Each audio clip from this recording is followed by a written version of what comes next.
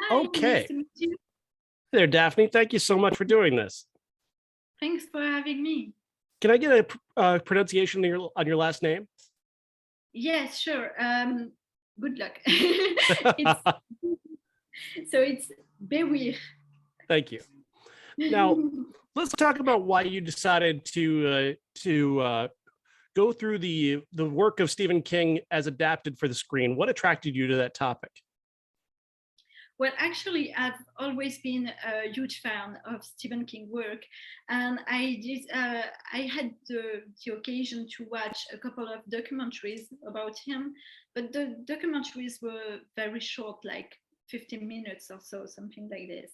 And I thought that's a shame because it could be interesting to go a little bit deeper, uh, specifically into the adaptations, because he's like the most adapted living author in the world. So I thought it could be interesting to have, for once, the director's point of view on their work and the adaptations and the whole process of adapting someone who's still here and adapting an offer, such a great offer. So that's how it began. And we tried to reach a few directors, and they were like, "Okay, we are here." And so we said, "Okay, let's do this." It's a terrific documentary, and I especially enjoy the opening. How many references did you get into that opening? Oh wow, that's crazy! I think about 300 different references.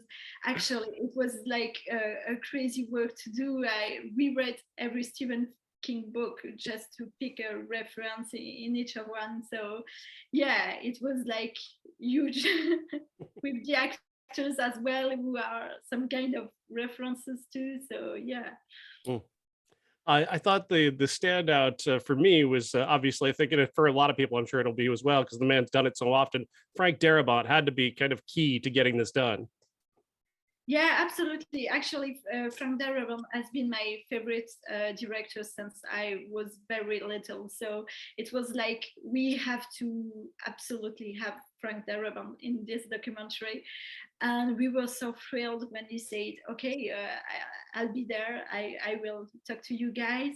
And we spent like more than 2 hours with him talking about his work because he made like 3 great adaptations. So yeah, we definitely wanted to have the chance to speak to Frank, and yeah, we are very lucky because he told us so many great stuff. So it Yeah, was. the incredible behind the scenes stuff you have from both Green Mile and Shawshank is incredible.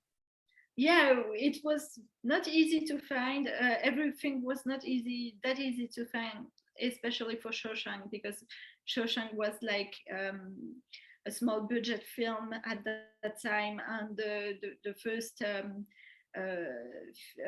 cinema film, film for cinema for, that Frank Darabont directed.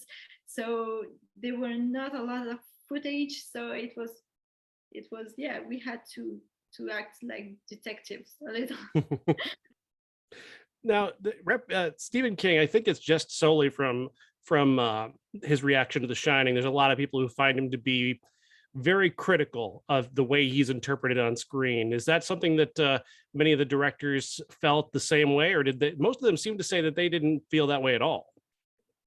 Well, it's interesting because obviously when you look at The Shining, it's beautiful. I mean, Kubrick did an amazing job when you watch the film, when you pay attention to the shots really closely. It's beautiful, but at the same time, I really liked what Daniel Atias, for example, said about the relationship between the characters. And I think it's interesting because it tells a lot about the filmmaker, about his way of approaching life in general, and the human beings actually. And that's why we put this photo of what he wrote on his script as well, because I think it's very telling about what kind of man Stanley Kubrick was. So yeah, it's kind of, I wouldn't say critical, but it asks questions about um, the characters in The Shining and the relationship between them and comparing to the book. So yeah, it was interesting to have the talk with the directors. I noticed that you didn't really mention Stephen King himself acting as a director on Maximum Overdrive. I was wondering if any of the directors touched on that. I think, yeah, it's not a very well-known adaptation. We tried to talk a little bit about this film with the directors, but a lot of them didn't know the film. Oh, wow. So yeah, a lot of them didn't know really much the film, so we didn't want to go that way. And since King is not really appreciative of his work on it, which is a shame actually, because I think it's, well, it's okay, it's a film, you don't have to watch it very seriously, you know, you can enjoy it, watching it and enjoy it without being too serious. So, but I think it's a fun adaptation to watch as well.